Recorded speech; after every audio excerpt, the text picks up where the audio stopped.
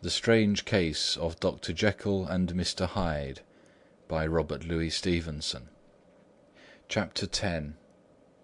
Henry Jekyll's Full Statement of the Case.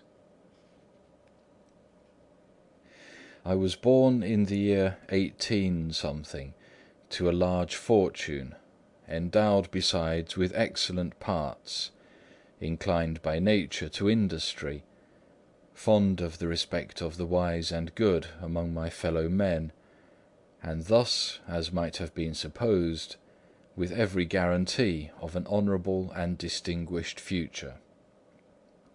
And indeed the worst of my faults was a certain impatient gaiety of disposition, such as has made the happiness of many, but such as I found it hard to reconcile with my imperious desire to carry my head high, and wear a more than commonly grave countenance before the public.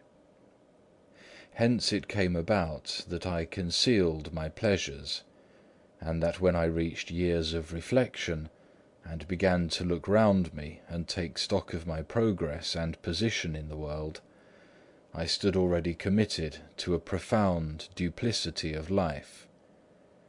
Many a man would have even blazoned such irregularities as I was guilty of, but from the high views that I had set before me, I regarded and hid them with an almost morbid sense of shame. It was thus rather the exacting nature of my aspirations than any particular degradation in my faults that made me what I was, and, with even a deeper trench than in the majority of men, severed in me those provinces of good and evil which divide and compound man's dual nature. In this case I was driven to reflect deeply and inveterately on that hard law of life which lies at the root of religion, and is one of the most plentiful springs of distress. Though so profound a double-dealer, I was in no sense a hypocrite. Both sides of me were in dead earnest. I was no more myself when I laid aside restraint and plunged in shame, than when I laboured in the eye of day at the furtherance of knowledge or the relief of sorrow and suffering. And it chanced that the direction of my scientific studies, which led wholly towards the mystic and the transcendental, reacted and shed a strong light on this consciousness of the perennial war among my members. With every day, and from both sides of my intelligence, the moral and the intellectual, I thus drew steadily nearer to that truth by whose partial discovery I have been doomed to such a dreadful shipwreck, that man is not truly one, but truly two. I say two, because the state of my own knowledge does not pass beyond that point. Others will follow. Others will outstrip me on the same lines, and I hazard the guess that man will be ultimately known for a mere polity of multifarious, incongruous, and independent denizens. I, for my part, from the nature of my life, advanced infallibly in one direction and in one direction only. It was on the moral side, and in my own person, that I learned to recognize the thorough and primitive duality of man. I saw that, of the two natures that contended in the field of my consciousness, even if I could rightly be said to be either, it was only because I was radically both. And from an early date, even before the course of my scientific discoveries had begun to suggest the most naked possibility of such a miracle, I had learned to dwell with pleasure, as a beloved daydream, on the thought of the separation of these elements. If each, I told myself, could but be housed in separate identities, life would be relieved of all that was unbearable. The unjust might go his way, delivered from the aspirations and remorse of his more upright twin, and the just could walk steadfastly and securely on his upward path, doing the good things in which he found pleasure, and no longer exposed to disgrace and penitence by the hands of his extraneous evil. It was the curse of mankind that these incongruous faggots were thus bound together, that in the agonized womb of consciousness these polar twins should be continuously struggling. How, then, were they disconnected? I was so far in my reflections when, as I have said, a side light began to shine upon the subject from the laboratory table.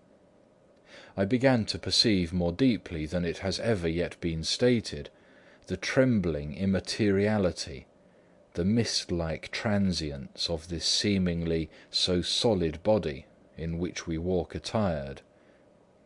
Certain agents I have found to have the power to shake and to pluck back that fleshly vestment, even as a wind might toss the curtains of a pavilion. For two good reasons I will not enter deeply into this scientific branch of my confession. First, because I have been made to learn that the doom and burden of our life is bound forever on man's shoulders, and when the attempt is made to cast it off, it but returns upon us with more unfamiliar and more awful pressure. Secondly, because, as my narrative will make, alas, too evident, my discoveries were incomplete. Enough, then, that I not only recognized my natural body for the mere aura and effulgence of certain of the powers that made up my spirit, but managed to compound a drug by which these powers should be dethroned from their supremacy, and a second form and countenance substituted, none the less natural to me because they were the expression and bore the stamp of lower elements in my soul. I hesitated long before I put this theory to the test of practice. I knew well that I risked death, for any drug that so potently controlled and shook the very fortress of identity might by the least scruple of an overdose, or at the least inopportunity in the moment of exhibition, utterly blot out that immaterial tabernacle which I looked to it to change. But the temptation of a discovery so singular and profound at last overcame the suggestions of alarm. I had long since prepared my tincture.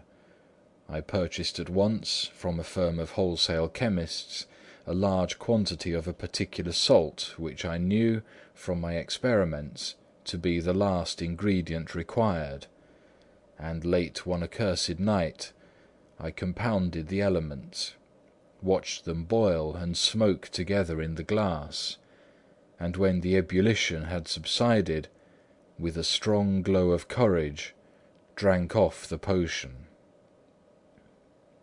The most racking pangs succeeded, a grinding in the bones, deadly nausea, and a horror of the spirit that cannot be exceeded at the hour of birth or death.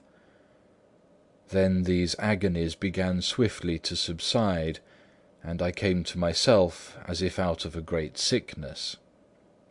There was something strange in my sensations, something indescribably new, and, from its very novelty, incredibly sweet.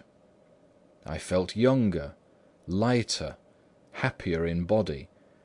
Within I was conscious of a heady recklessness, a current of disordered sensual images running like a mill race in my fancy, a solution of the bonds of obligation, an unknown but not an innocent freedom of the soul. I knew myself, at the first breath of this new life, to be more wicked, tenfold more wicked, sold a slave to my original sin, and the thought in that moment braced and delighted me like wine.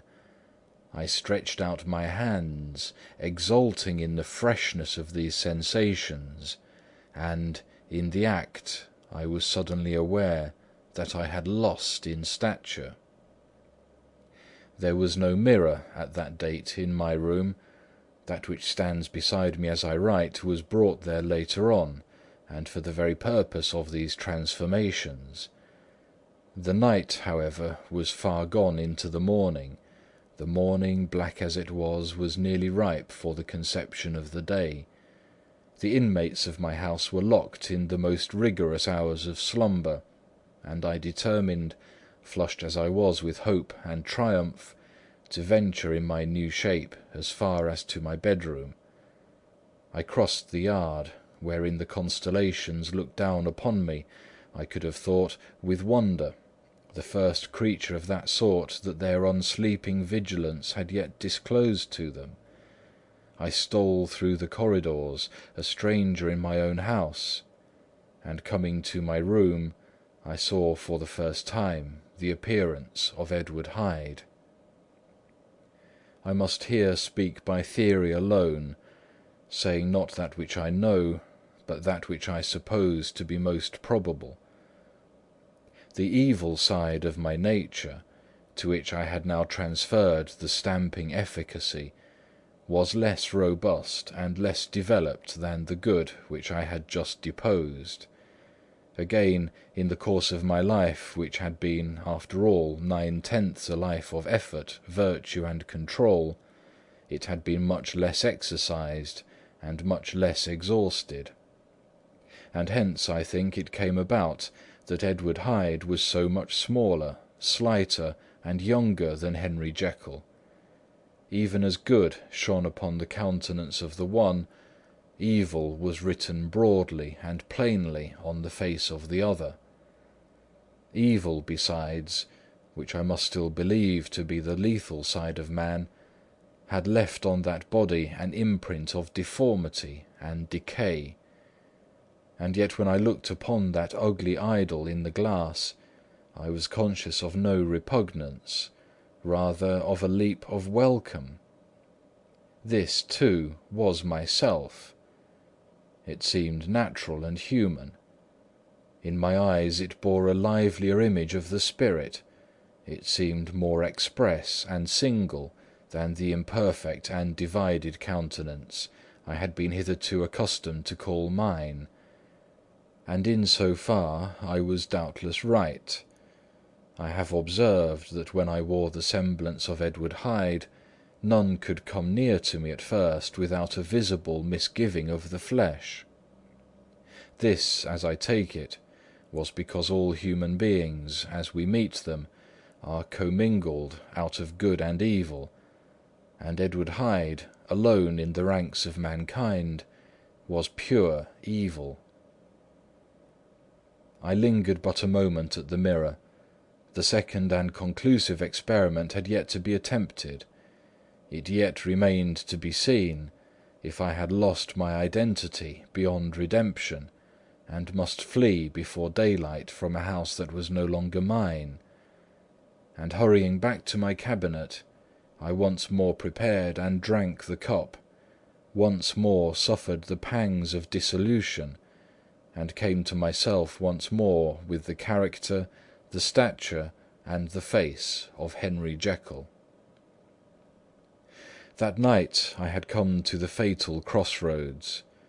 Had I approached my discovery in a more noble spirit, had I risked the experiment while under the empire of generous or pious aspirations, all must have been otherwise, and from these agonies of death and birth I had come forth an angel instead of a fiend. The drug had no discriminating action. It was neither diabolical nor divine.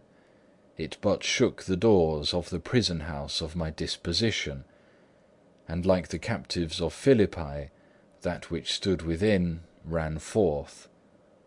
At that time my virtue slumbered, my evil, kept awake by ambition, was alert and swift to seize the occasion, and the thing that was projected was Edward Hyde. Hence, although I had now two characters as well as two appearances, one was wholly evil, and the other was still the old Henry Jekyll, that incongruous compound of whose reformation and improvement I had already learned to despair. The movement was thus wholly toward the worse. Even at that time, I had not yet conquered my aversion to the dryness of a life of study. I would still be merrily disposed at times, and as my pleasures were, to say the least, undignified, and I was not only well known and highly considered, but growing towards the elderly man, this incoherency of my life was daily growing more unwelcome. It was on this side that my new power tempted me, until I fell in slavery. I had but to drink the cup, to doff at once the body of the noted professor, and to assume, like a thick cloak, that of Edward Hyde. I smiled at the notion; it seemed to me at the time to be humorous, and I made my preparations with the most studious care. I took and furnished that house in Soho to which Hyde was tracked by the police, and engaged as housekeeper a creature whom I well knew to be silent and unscrupulous. On the other side, I announced to my servants that a Mr. Hyde, whom I described, was to have full liberty and power about my house in the square; and to parry mishaps, I even called and made myself a familiar object in my second character. I next drew up that will to which you so much objected, so that if anything befell me in the person of Dr. Jekyll, I could enter on that of Edward Hyde without pecuniary loss. And thus fortified, as I supposed, on every side, I began to profit by the strange immunities of my position. Men have before hired bravos to transact their crimes, while their own person and reputation sat under shelter. I was the first that ever did so for his pleasures. I was the first that could thus plod in the public eye with a load of genial respectability, and in a moment, like a schoolboy, strip off these lendings and spring headlong into the sea of liberty. But for me, in my impenetrable mantle, the safety was complete. Think of it, I did not even exist. Let me but escape into my laboratory door, give me but a second or two to mix and swallow the draught that I had always standing ready, and whatever he had done, Edward Hyde would pass away like the stain of breath upon a mirror, and there in his stead, quietly at home, trimming the midnight lamp in his study, a man who could afford to laugh at suspicion, would be Henry Jekyll. The pleasures which I made haste to seek in my disguise were, as I have said, undignified. I would scarce use a harder term. But in the hands of Edward Hyde, they soon began to turn towards the monstrous. When I would come back from these excursions, I was often plunged into a kind of wonder at my vicarious depravity. This familiar that I called out of my own soul, and sent forth alone to do his good pleasure, was a being inherently malign and villainous. His every act and thought centred on self. Drinking pleasure with bestial avidity from any degree of torture to another, relentless like a man of stone. Henry Jekyll stood at times aghast before the acts of Edward Hyde, but the situation was apart from ordinary laws, and insidiously relaxed the grasp of conscience. It was Hyde, after all, and Hyde alone, that was guilty. Jekyll was no worse. He woke again to his good qualities, seemingly unimpaired. He would even make haste, where it was possible, to undo the evil done by Hyde, and thus his conscience slumbered. Into the details of the infamy at which I thus connived, for even now I can scarce grant that I committed it, I have no design of entering. I mean but to point out the warnings and the successive steps with which my chastisement approached. I met with one accident which, as it brought on no consequence, I shall no more than mention. An act of cruelty to a child aroused against me the anger of a passer-by, whom I recognised the other day in the person of your kinsman. The doctor and the child's family joined him. There were moments when I feared for my life, and at last, in order to pacify their too just resentment, Edward Hyde had to bring them to the door, and pay them in a cheque drawn in the name of Henry Jekyll. But this danger was easily eliminated from the future by opening an account at another bank in the name of Edward Hyde himself; and when, by sloping my own hand backward, I had supplied my double with a signature, I thought I sat beyond the reach of fate. Some 2 months before the murder of Sir Danvers, I had been out for one of my adventures, had returned at a late hour, and woke the next day in bed with somewhat odd sensations. It was in vain I looked about me; in vain I saw the decent furniture and tall proportions of my room in the square; in vain that I recognised the pattern of the bed-curtains and the design of the mahogany frame. Something still kept insisting that I was not where I was, that I had not awakened where I seemed to be, but in the little room in Soho where I was accustomed to sleep in the body of Edward Hyde. I smiled to myself, and, in my psychological way, began lazily to inquire into the elements of this illusion, occasionally, even as I did so, dropping back in a comfortable morning doze. I was still so engaged when, in one of my more wakeful moments, my eye fell upon my hand. Now the hand of Henry Jekyll, as you have often remarked, was professional in shape and size. It was large, firm, white, and comely; but the hand which I now saw clearly enough in the yellow light of a mid-London morning, lying half shut on the bedclothes, was lean, corded, knuckly, of a dusky pallor, and thickly shaded with a smart growth of hair. It was the hand of Edward Hyde. I must have stared upon it for near half a minute, sunk as I was in the mere stupidity of wonder, before terror woke up in my breast as sudden and startling as the crash of cymbals; and bounding from my bed, I rushed to the mirror. At the sight that met my eyes, my blood was changing into something exquisitely thin and icy.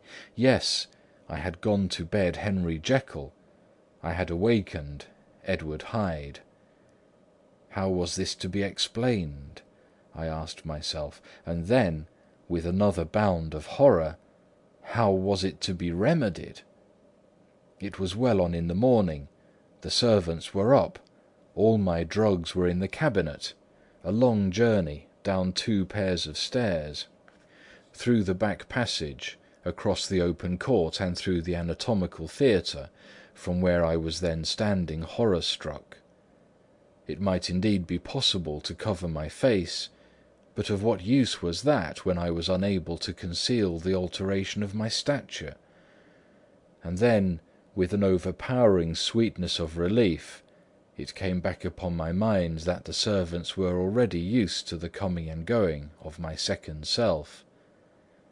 I had soon dressed, as well as I was able, in clothes of my own size, had soon passed through the house, where Bradshaw stared and drew back at seeing Mr. Hyde at such an hour and in such a strange array; and 10 minutes later Dr. Jekyll had returned to his old shape, and was sitting down, with a darkened brow, to make a feint of breakfasting. Small indeed was my appetite. This inexplicable incident, this reversal of my previous experience, seemed, like the Babylonian finger on the wall, to be spelling out the letters of my judgment; and I began to reflect more seriously than ever before on the issues and possibilities of my double existence. That part of me which I had the power of projecting had lately been much exercised and nourished. It had seemed to me of late as though the body of Edward Hyde had grown in stature, as though, when I wore that form, I were conscious of a more generous tide of blood, and I began to spy a danger that, if this were much prolonged, the balance of my nature might be permanently overthrown, the power of voluntary change be forfeited, and the character of Edward Hyde become irrevocably mine. The power of the drug had not always equally displayed. Once, very early in my career, it had totally failed me. Since then I had been obliged on more than one occasion to double, and once with infinite risk of death, to treble the amount. And these rare uncertainties had cast hitherto the sole shadow on my contentment. Now, however, and in the light of that morning's accident, I was led to remark that whereas, in the beginning, the difficulty had been to throw off the body of Jekyll, it had of late gradually but decidedly transferred itself to the other side. All things therefore seemed to point to this, that I was slowly losing hold of my original and better self, and becoming slowly incorporated with my second and worse. Between these two, I now felt I had to choose. My two natures had memory in common, but all other faculties were most unequally shared between them.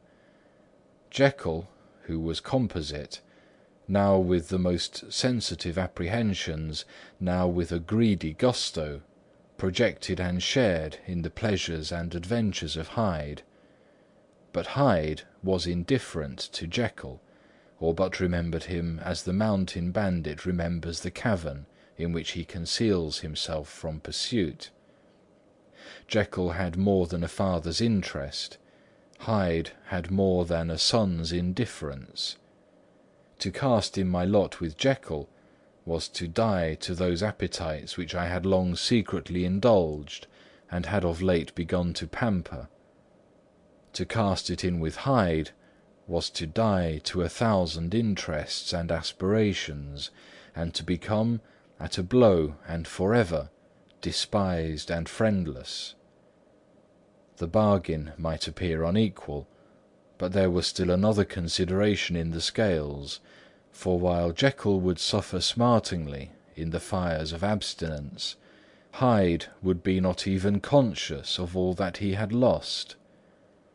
Strange as my circumstances were, the terms of this debate are as old and commonplace as man. Much the same inducement and alarms cast the die for any tempted and trembling sinner, and it fell out with me, as it falls with so vast a majority of my fellows, that I chose the better part, and was found wanting in the strength to keep to it.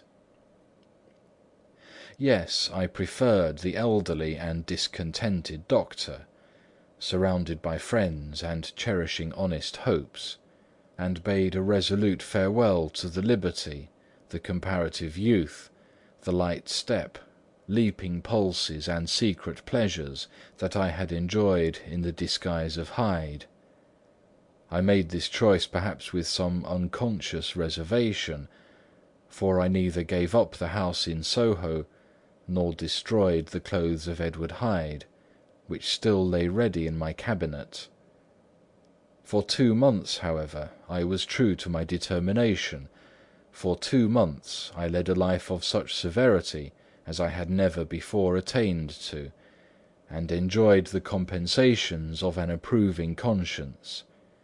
But time began at last to obliterate the freshness of my alarm.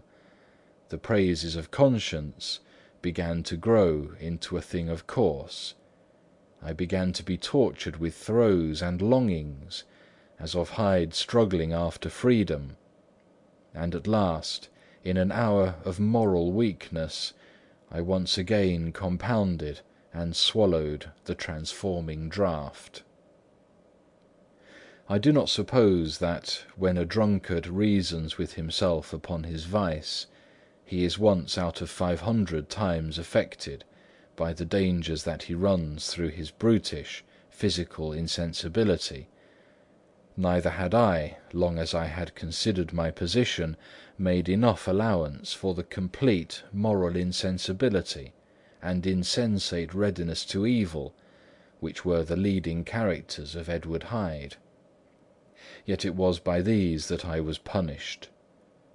My devil had been long caged; he came out roaring. I was conscious, even when I took the draught, of a more unbridled, a more furious propensity to ill. It must have been this, I suppose, that stirred in my soul that tempest of impatience with which I listened to the civilities of my unhappy victim. I declare, at least, before God, no man morally sane could have been guilty of that crime upon so pitiful a provocation, and that I struck in no more reasonable spirit than that in which a sick child may break a plaything. But I had voluntarily stripped myself of all those balancing instincts by which even the worst of us continues to walk with some degree of steadiness among temptations; and in my case, to be tempted, however slightly, was to fall. Instantly the spirit of hell awoke in me and raged. With a transport of glee, I mauled the unresisting body, tasting delight from every blow; and it was not till weariness had begun to succeed that I was suddenly, in the top fit of my delirium, struck through the heart by a cold thrill of terror. A mist dispersed; I saw my life to be forfeit, and fled from the scene of these excesses, at once glorying and trembling, my lust of evil gratified and stimulated, my love of life screwed to the topmost peg. I ran to the house in Soho, and, to make assurance doubly sure, destroyed my papers. Thence I set out through the lamplit streets, in the same divided ecstasy of mind, gloating on my crime, light-headedly devising others in the future, and yet still hastening and still hearkening in my wake for the steps of the avenger. Hyde had a song upon his lips as he compounded the draught, and as he drank it, pledged the dead man.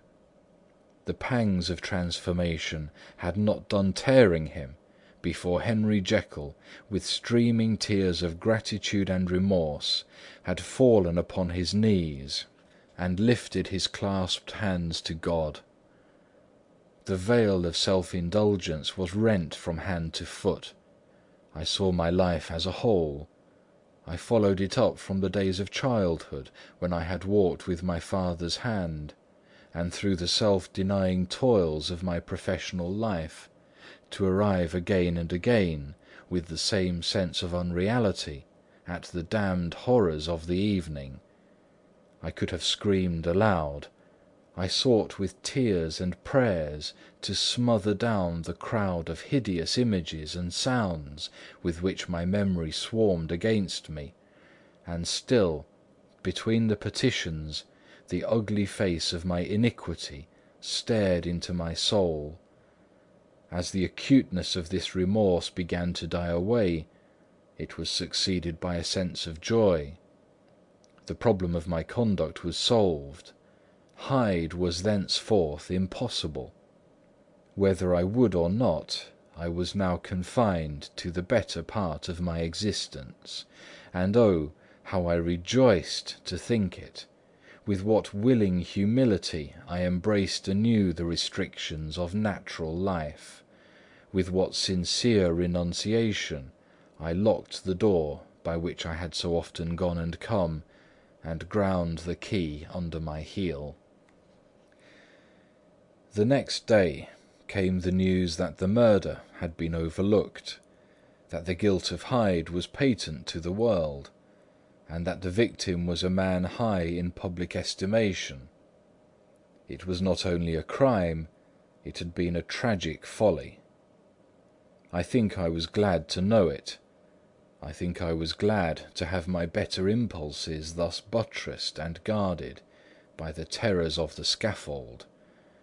Jekyll was now my city of refuge. Let but Hyde peep out an instant, and the hands of all men would be raised to take and slay him. I resolved in my future conduct to redeem the past, and I can say with honesty that my resolve was fruitful of some good. You know yourself how earnestly in the last months of last year I laboured to relieve suffering. You know that much was done for others, and that the days passed quietly, almost happily for myself. Nor can I truly say that I wearied of this beneficent and innocent life. I think instead that I daily enjoyed it more completely, but I was still cursed with my duality of purpose. And as the first edge of my penitence wore off, the lower side of me, so long indulged, so recently chained down, began to growl for license. Not that I dreamed of resuscitating Hyde; the bare idea of that would startle me to frenzy. No, it was in my own person that I was once more tempted to trifle with my conscience, and it was as an ordinary secret sinner that I at last fell before the assaults of temptation. There comes an end to all things. The most capacious measure is filled at last, and this brief condescension to my evil finally destroyed the balance of my soul. And yet I was not alarmed. The fall seemed natural, like a return to the old days before I had made my discovery. It was a fine, clear January day, wet underfoot where the frost had melted, but cloudless overhead, and the Regent's Park was full of winter chirrupings and sweet with spring odours.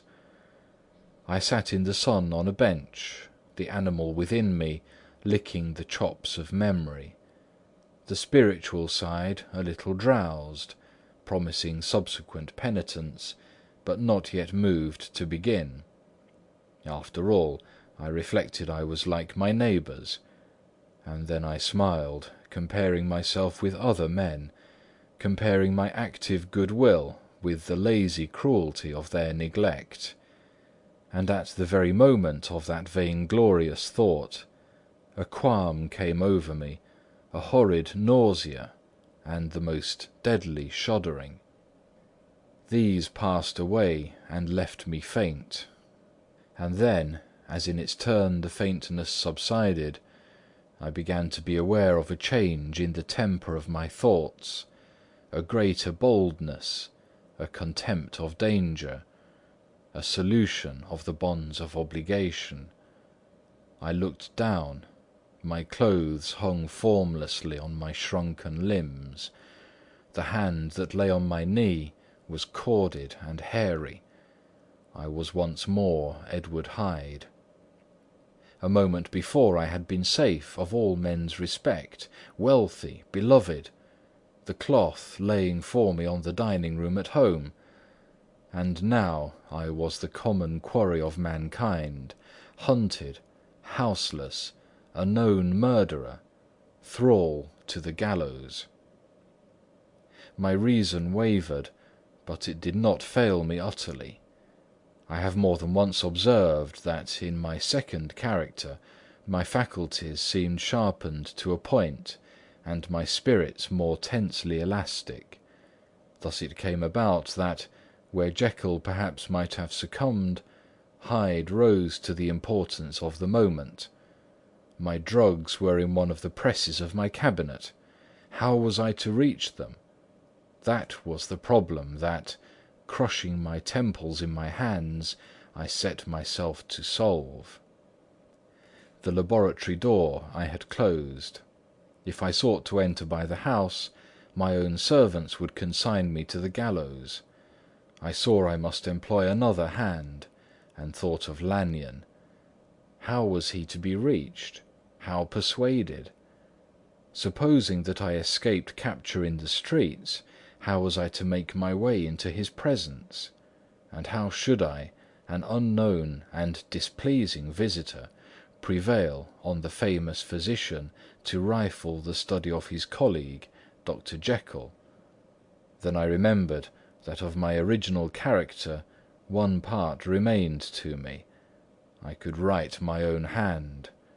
And once I had conceived that kindling spark, the way that I must follow became lighted up from end to end.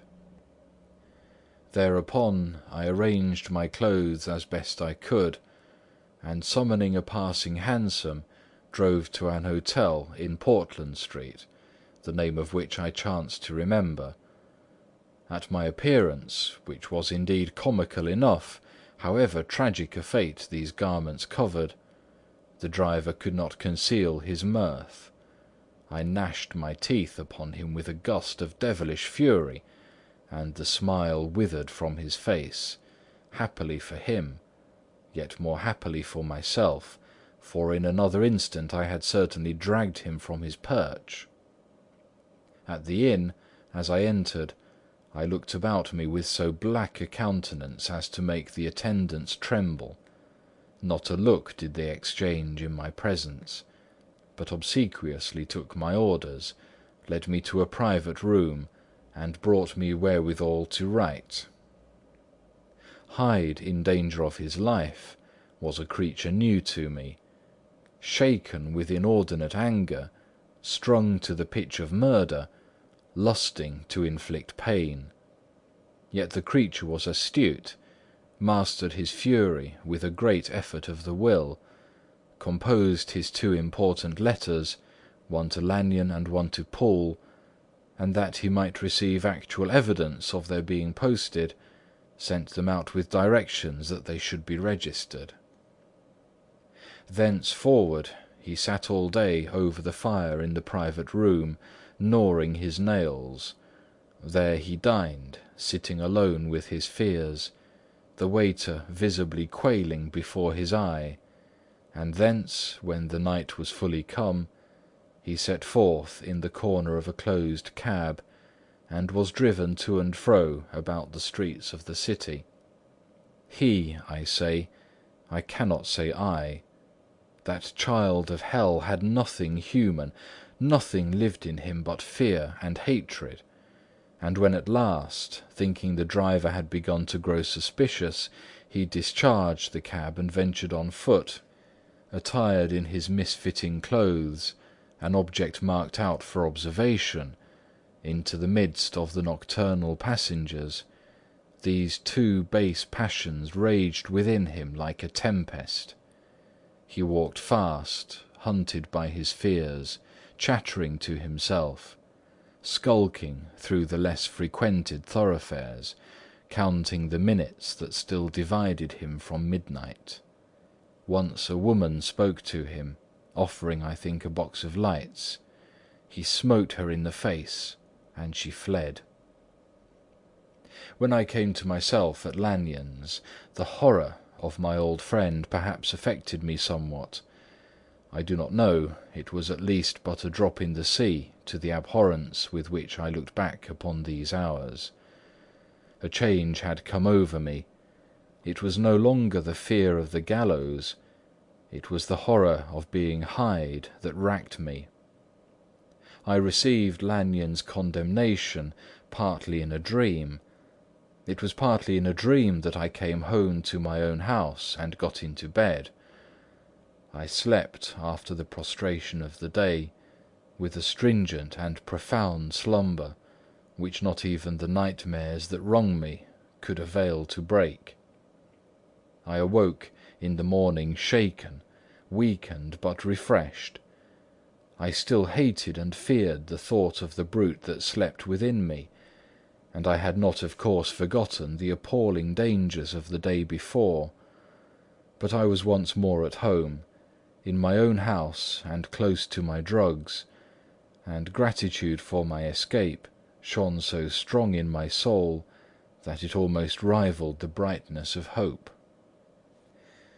I was stepping leisurely across the court after breakfast, drinking the chill of the air with pleasure, when I was seized again with those indescribable sensations that heralded the change, and I had but the time to gain the shelter of my cabinet before I was once again raging and freezing with the passions of Hyde.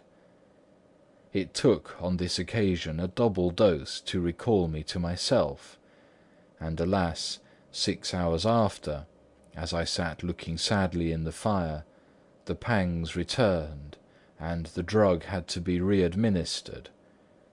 In short, from that day forth, it seemed only by a great effort, as of gymnastics, and only under the immediate stimulation of the drug, that I was able to wear the countenance of Jekyll.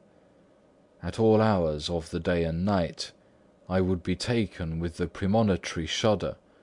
Above all, if I slept, or even dozed for a moment in my chair, it was always as Hyde that I awakened.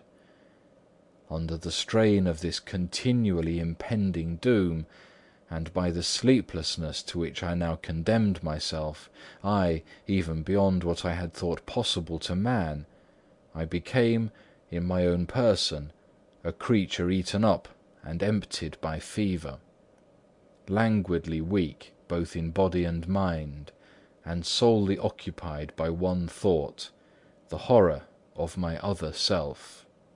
But when I slept, or when the virtue of the medicine wore off, I would leap almost without transition, for the pangs of transformation grew daily less marked, into the possession of a fancy brimming with images of terror, a soul boiling with causeless hatreds, and a body that seemed not strong enough to contain the raging energies of life. The powers of Hyde seemed to have grown with the sickliness of Jekyll, and certainly the hate that now divided them was equal on each side. With Jekyll it was a thing of vital instinct. He had now seen the full deformity of that creature that shared with him some of the phenomena of consciousness, and was co-heir with him to death. And beyond these links of community, which in themselves made the most poignant part of his distress, he thought of Hyde, for all his energies of life, as of something not only hellish, but inorganic. This was the shocking thing, that the slime of the pit seemed to utter cries and voices, that the amorphous dust gesticulated and sinned, that what was dead and had no shape would usurp the offices of life, and this again, that that insurgent horror was knit to him closer than a wife, closer than an eye, lay caged in his flesh, where he heard it mutter and felt it struggle to be born, and at every hour of weakness and in the confidence of slumber prevailed against him and deposed him out of life. The hatred of Hyde for Jekyll was of a different order. His terror of the gallows drove him continually to commit temporary suicide and return to his subordinate station of a part instead of a person. But he loathed the necessity, he loathed the despondency into which Jekyll was now fallen, and he resented the dislike with which he was himself regarded. Hence the ape-like tricks that he would play me, scrawling in my own hand blasphemies on the pages of my books, burning the letters and destroying the portrait of my father. And indeed, had it not been for his fear of death, he would long ago have ruined himself in order to involve me in the ruin. But his love of life is wonderful. I go further. I, who sicken and freeze at the mere thought of him, when I recall the abjection and passion of this attachment, and when I know how he fears my power to cut him off by suicide, I find it in my heart to pity him. It is useless, and the time awfully fails me, to prolong this description.